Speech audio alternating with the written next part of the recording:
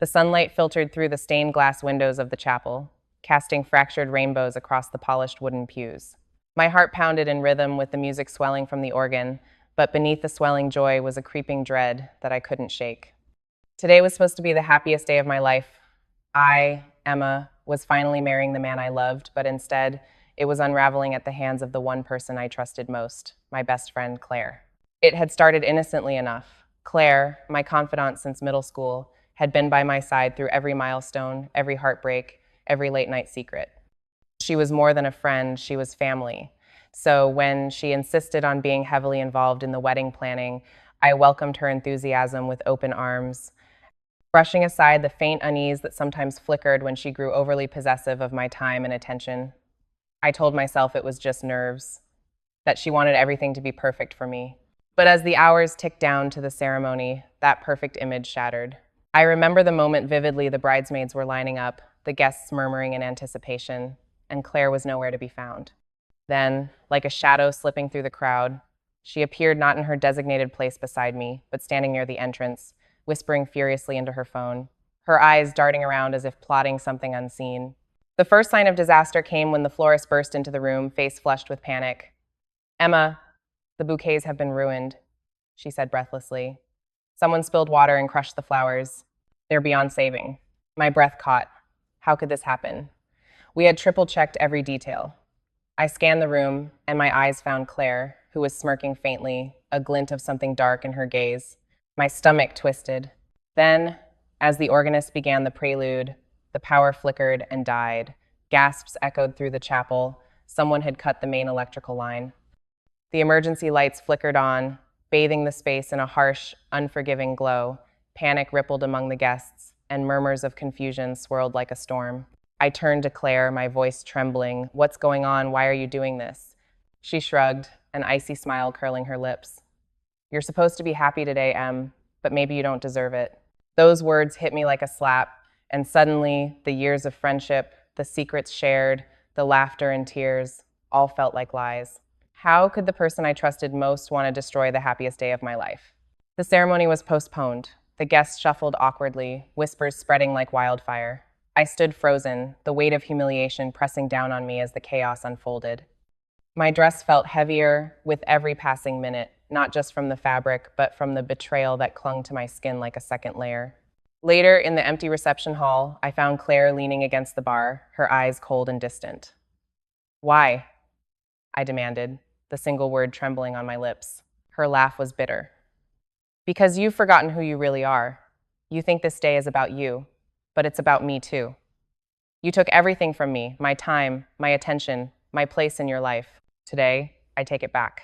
I wanted to scream, to cry, to beg for the friend I thought I knew to return, but she was gone, replaced by a stranger whose only joy came from watching me fall apart. That night, as I sat alone in the dim hotel room, the harsh reality settled in. The person I had trusted to stand by me on the most important day of my life had turned her back and smashed it to pieces. The laughter, the plans, the dreams, they all felt like shards beneath my feet, cutting deeper than any wound I'd known before. I traced the lines of our friendship in my mind, the countless hours spent confiding in each other, the secrets we guarded like treasures, the promises whispered under starlit skies. How had it come to this? How could someone I loved so deeply become the architect of my heartbreak? I realized then that this wasn't just a momentary lapse or a childish tantrum. It was a calculated betrayal born of jealousy and resentment. The years of closeness had masked a growing darkness that I had been too blind to see. As dawn broke, casting pale light through the curtains, I made a silent vow. I would not let this betrayal define me. The road ahead would be painful, but I would find a way to heal, to understand, and maybe, just maybe, to find peace amidst the wreckage. But for now, the raw sting of betrayal was all I could feel, and the silence of that shattered day echoed in my heart like a relentless storm. The days after the wedding disaster were a blur of numbness and disbelief. I, Emma, found myself trapped in a whirlpool of emotions, anger, sadness, confusion, all swirling relentlessly inside me. Every time I closed my eyes, I saw Claire's cold smile, heard her biting words echoing through the silence. How could someone who had been my closest ally, my sister in all but blood, turn against me with such calculated cruelty? I replayed the events endlessly, searching for signs I might have missed, clues that would explain the motivation behind her betrayal. The memories of our friendship, once a source of comfort, now twisted into a labyrinth of doubt. Had I been blind to the cracks forming beneath the surface all these years? Or was this darkness something new, something that had festered in secret? I remembered the countless nights we spent sharing our fears and dreams, the promises we made to always have each other's backs. Claire had been my rock, the one who knew me better than anyone, but somewhere along the way, that foundation had crumbled, and I hadn't seen it until it was too late. Trying to make sense of her actions, I forced myself to look deeper, to understand what could drive her to such lengths. Jealousy was the obvious culprit. Claire had always struggled with feeling overshadowed, whether by my successes, my relationships, or even the attention I received. Yet, I'd never imagined that her envy could transform into something so destructive. I thought back to subtle moments I had dismissed. The passive-aggressive comments disguised as jokes, the sharp glances when I was happy, the way she sometimes monopolized conversations, steering them back to herself. Was I naive to believe those were mere quirks, not warning signs? How had I let my guard down so completely? But motivation alone didn't ease the ache. It complicated it. I wrestled with conflicting emotions. Part of me wanted to hate Claire with every fiber of my being, to sever all ties and erase her from my life forever. Another part, the one that remembered the laughter, the shared secrets, the loyalty, hesitated, caught in the painful limbo between love and betrayal. The people around me noticed the change. Friends who had once celebrated with me now approached cautiously, unsure how to comfort someone whose trust had been so severely shattered. "You deserve better," they said, their voices thick with sympathy, yet their words felt hollow against the rawness inside me. I withdrew, retreating into solitude, not because I wanted to be alone, but because the weight of the betrayal was too much to carry in the company of others. Nights stretched endlessly as I lay awake, haunted by what had been lost and what might never be repaired. In the quiet moments, I tried to piece together Claire's perspective. What demons haunted her that drove her to this act? Was it simply jealousy, or was there something deeper, pain, insecurity, a cry for help that went unheard? Grappling with these questions led me down a path of reluctant empathy, though the wounds she inflicted remained fresh and raw. I thought of the years we had spent building a shared world, how time had changed us both in ways we hadn't anticipated. We had grown up, faced new challenges, and perhaps grown apart without realizing it. The friendship that once felt unbreakable now seemed fragile, vulnerable to the cracks that time and circumstance had carved. The hardest part was accepting that Claire's actions had left permanent scars, not just on my heart, but on the very fabric of who we were as friends. The betrayal wasn't a single moment. It was a fracture that altered the course of our lives irrevocably. As I sifted through these tangled emotions, I found myself at a crossroads. Could I forgive her? Could I find a way to move beyond the pain without erasing the past? The answers weren't clear, and the struggle to reconcile love with hurt left me exhausted.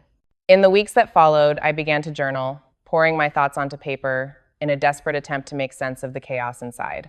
Writing became a lifeline, a way to confront the turmoil and begin untangling the complex web of feelings. Each entry was a step toward understanding, a small act of reclaiming control over a narrative that had spiraled beyond my grasp. I also revisited old photographs and mementos, reliving moments of joy and closeness.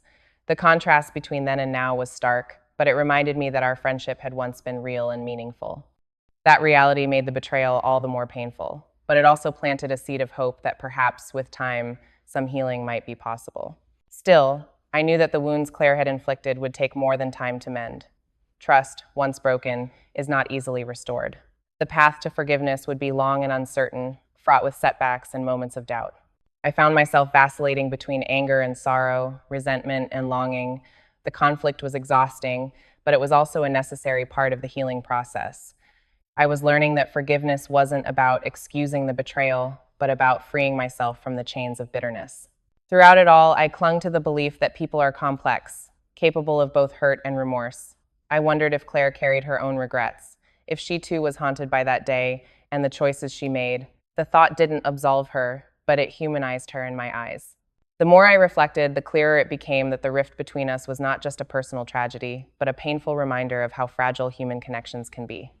It underscored the necessity of communication, honesty, and boundaries, the very things that had been missing or ignored in our friendship's unraveling.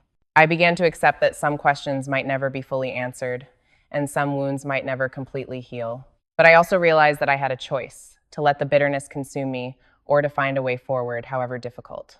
In the quiet evenings, when the world slowed and the chaos dimmed, I allowed myself to hope that time might soften the edges of pain, hope that understanding might replace confusion, hope that one day the scars left by betrayal might become part of a story of resilience rather than ruin. For now, though, I was still navigating the storm, balancing on the fragile line between anger and forgiveness, mourning what was lost while cautiously imagining what might still be possible. The journey was far from over, but I had taken the first steps toward reclaiming my own strength and identity beyond the shadow of betrayal. The years that followed the fractured wedding day were marked by distance, not just physical, but emotional and psychological. I, Emma, found myself slowly unraveling the threads that once tied me to Claire, and in doing so, I began the difficult process of rebuilding a life that no longer included her shadow. At first, the silence between us was deafening. Calls went unanswered, messages unread. Mutual friends tried to mediate, but the rift was too deep, too raw for simple words to bridge. Claire and I became strangers, occupying separate worlds, our shared history reduced to memories that stung more than they soothed. In that distance, I discovered the painful truth that some relationships, no matter how cherished, cannot withstand betrayal without profound change. The pain of loss was immense, but it was also a catalyst forcing me to confront who I was, beyond the identity shaped by our friendship. I threw myself into work, seeking refuge in the predictable rhythms of daily tasks. The office became a sanctuary where I could focus on goals and achievements, keeping the emotional turmoil at bay. I learned to cherish small victories, finishing a challenging project, earning a promotion, each one a brick in the foundation of a new self. Yet, beneath this surface of progress, the wound Claire left remained tender. I caught myself flinching at reminders a song we once loved, a place we used to visit, a phrase she used to say. The past lingered like a ghost, a constant companion in moments of quiet. Gradually, I recognized that healing required more than distraction. It demanded introspection and acceptance. I sought therapy, a safe space to unravel the tangled emotions that had taken root.